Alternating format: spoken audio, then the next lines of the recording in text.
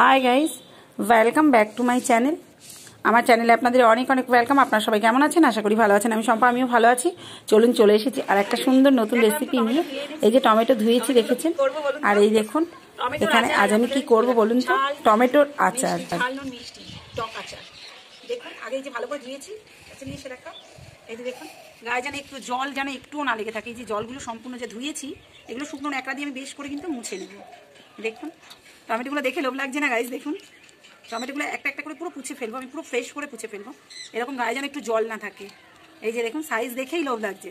But চলুন, কারা কারা এরকমভাবে খেয়েছেন, টমেটোর আচার করেছেন বাড়িতে, বলবেন। আমি চেষ্টা করবো এটাকে স্টোর করার, যাতে টমেটো আচারটা কীভাবে স্টোর করা যায়। সবাই তো সস খেয়েছেন, টমেটোর সস অনেকেই খেয়েছেন, অনেকেই কেন বেশিরভাগ মানুষই টমেটোর সস বাড়িতে বানান।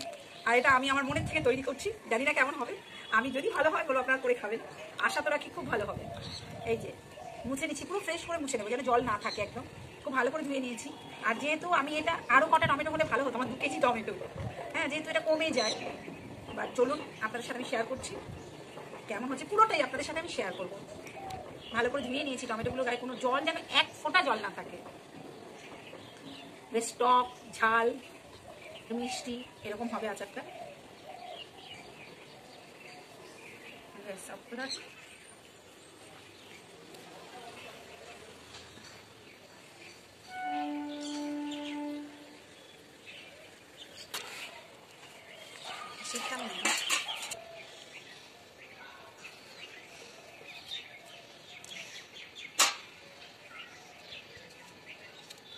দেখুন গাইস, ঠিক এইভাবে আমি টমেটোগুলো কেটে নেব।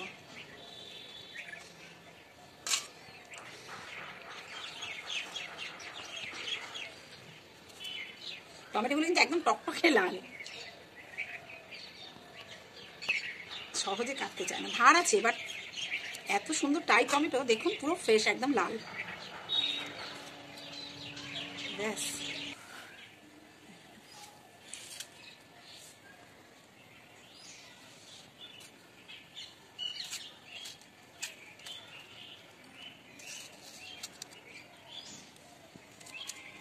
এই ভেতরটা, বুকের শক্ত জায়গাটা ফেলে দিতে হবে, যে যতটুকু পারবেন।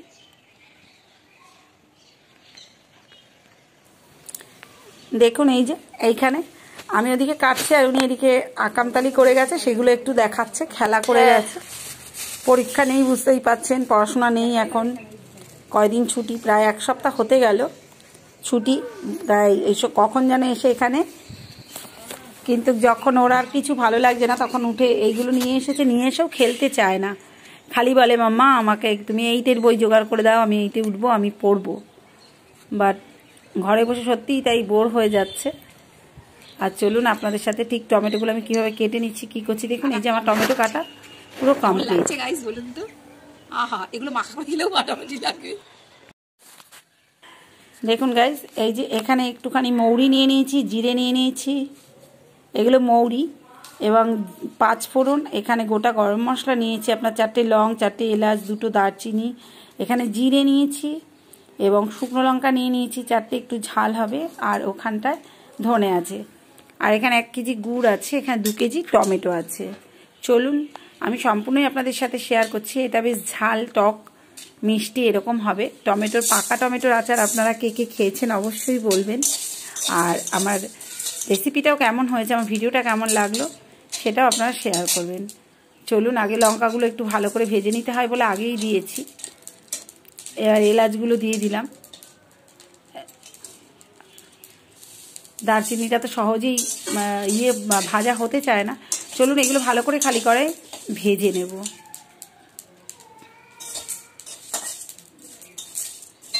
একটু স্টিমটা আস্তে করে দিতে হবে, নাহলে কিন্তু এগুলো মশলাগুলো বেশি পুড়ে গেলে তেতো হয়ে যাবে। চলুন এবার অল্প করে যত সামান্য একটু তেল দিয়ে 5 ফোড়ন দিয়ে আমি টমেটোগুলোকে একটু নাড়াচাড়া জাস্ট করে নেব, জুসটা বার করার জন্য।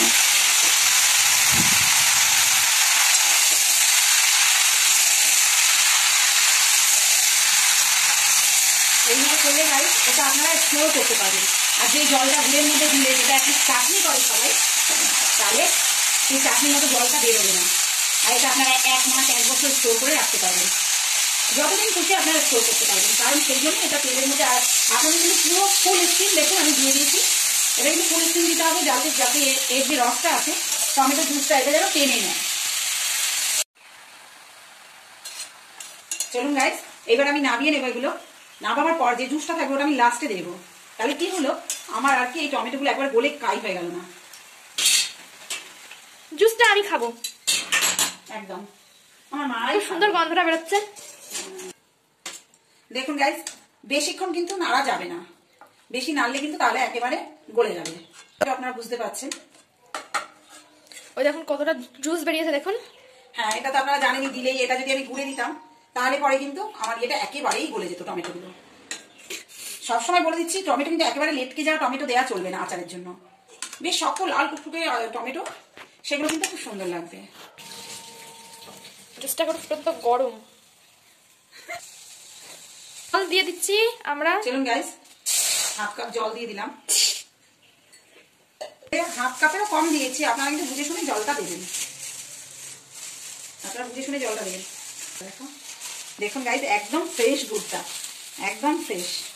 আমি কিন্তু এখানে 1 কেজি গুড় নিয়েছি। ছাড়াতে ছাড়াতে গুড়টা গলে গেল।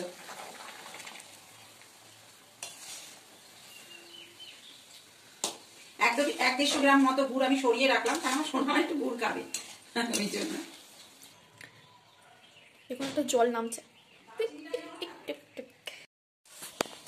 চলুন গাইস, আমি কিন্তু খুব আস্তে আস্তে স্টিমটা দিয়ে রেখেছিলাম এতক্ষণ, একেবারে আস্তে আস্তে, নালে গুড়টা কিন্তু পোড়া লাগলে একটা গন্ধ বিচ্ছিরি বেরোবে। সেই জন্য স্টিমটা কিন্তু অনেকক্ষণ দিতে হবে। আর আমাকে এটা শুকোতেই হবে। আপনারা পারলে আর একটু যে যেরকম পারেন, যদি ঝোল রাখতে চান, যে না আচারটা একটু ঝোলা ঝোলা করবো, তাহলে আপনারা একটু জল দেবেন বেশি, আর না হলে জল কিন্তু কমই দেবেন। গুড়টা প্রথম মনে হয়েছিল ওরকম, কিন্তু এরকম গুড়টা বেশি জল হচ্ছে, আবার নালে যে হলুদ হয়ে যাচ্ছে। সুন্দর গন্ধ, খুব সুন্দর গন্ধ। বুঝতে পারছেন গুড়টা হয়ে এসছে পুরো।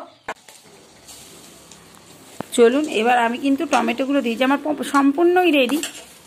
টমেটোগুলো এবার দিয়ে দিচ্ছে আস্তে আস্তে।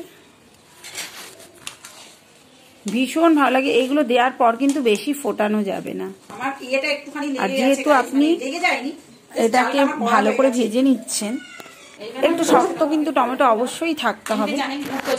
টমেটোগুলো অবশ্যই একটু শক্ত থাকতে হবে। একটু নুন দিয়ে দিলাম, নাহলে টেস্ট আসবে না, একটা পাঞ্চা পাঞ্চা ভাব থাকবে। নুনটা কিন্তু আমি আগে দিই। আপনারা কিন্তু নুনটা অবশ্যই আগে দিয়ে নেবেন। নুনটা যখন আমি ভাজা করেছি তখনই আমার দেওয়া দরকার ছিল, বাট আমার মাথায় ছিল না, তাই একটুখানি নুনটা পরেই দিলাম। নুনটা দিলে কি হয়, জল ছাড়তে থাকে, যার জন্য নুনটা আপনারা ভাজার সময় দিয়ে নেবেন। চলুন, আমার কিন্তু পুরোপুরি আমার চাটনি রেডি, আচার রেডি পুরো টমেটোর। চলুন, এবার আমি আস্তে আস্তে মশলাগুলো দিয়ে দেব। এর থেকে বেশি ফোটালে কিন্তু গলে যাবে। দেখুন, ভেজে রাখা মশলা, যারা শোনেননি দেখেননি তাদের জন্য আবার বলে দিচ্ছি। এখানে মৌরি, 5 ফোড়ন, দারচিনি, লবঙ্গ এবং 4টে এলাচ আছে, ও জিরে ধনেও আছে। এখানে শুকনো লঙ্কা আছে 4টে। যে যেরকম ঝাল খান সেরকম দেবেন, এতে কিন্তু বেশি ঝাল খাটে না। এবার আমি একটু পাতিলেবুর রস দিয়ে দেবো। আমার লেবু আর একটু থাকলে খুব ভালো হতো, আর গন্ধরাজি লেবু হলে তো কোনো কথাই হবে না। এই যেটাকে ক্র্যাশ করে নিয়ে আমি যে দিচ্ছি এটাকে, এখানে এই লেবুর স্মেলটা কিন্তু খুব সুন্দর আসে। এই যে দেখুন, রেখে দিয়েছিলাম, পুরো জমে গেছে। চলুন, আমার পাকা টমেটোর আচার সম্পূর্ণ রেডি। আমার ভিডিওটা কেমন লাগলো আপনারা অবশ্যই জানাবেন, এবং লাইক কমেন্ট করে একটা শেয়ার করে পাশে থাকবেন পুরনো বন্ধুরা, এবং নতুন বন্ধুরা অবশ্যই একটা সাবস্ক্রাইব করে অল বাটনটা পুশ করতে ভুলবেন না। আর আমিও আপনাদের পাশে আছি। Thank you so much, thank you all, I love you my friend. দেখুন কালারটা কি ফাটাফাটি এসছে না, খেতেও কিন্তু দারুণ হয়েছে। যদিও আমি এখনো মুখে দিইনি, আমার হাজবেন্ড খেয়েছে। চলুন, পরের ভিডিওতে দেখা হচ্ছে।